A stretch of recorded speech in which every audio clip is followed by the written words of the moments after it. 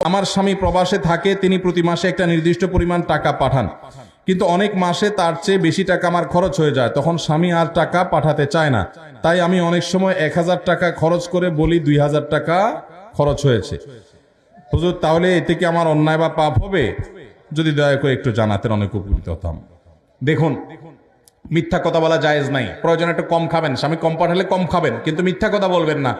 যদি গুড়ায় গাড়ায় কোনোভাবে আপনি রাখতে পারেন সেটা জায়েজ আছে। ডাহা মিথ্যা কথা বলবেন এটা এত সহজ না, এটা জায়েজ হবে না। অনেকে আছে বউয়ে জামাইয়ের সাথে আর জামাইয়ে বউয়ের সাথে মিথ্যা কথা বলে, আছে না নাই? এগুলা জায়েজ নাই। বাইরের থেকে শাড়ি কিনছেন 500 টাকা দিয়া, বউটা একটু সোজা সরল পাইছেন, আয়সা বলতেছেন 5000 টাকা দিয়ে শাড়ি আনছি তোমার জন্য। জায়েজ হবে না? না জায়েজ হবে।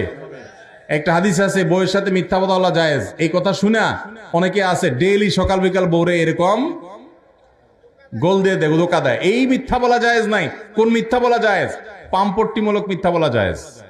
পামপট্টিমূলক মিথ্যা বুঝেন?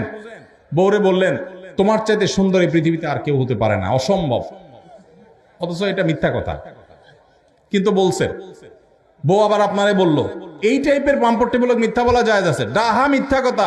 গোশত আনছেন 1 কেজি, আয়না বলতেছেন আধা কেজি। 3 কেজি, আয়না বলতেছেন 1 কেজি। বউ বলতেছে মাশাআল্লাহ আমার জামাইটা অনেক চালাক, আমার বাপে কিনলে দেখি অল্প একটু হয় 1 কেজি, আরে দেখি 2 কেজি 1 কেজি হয়ে গেছে।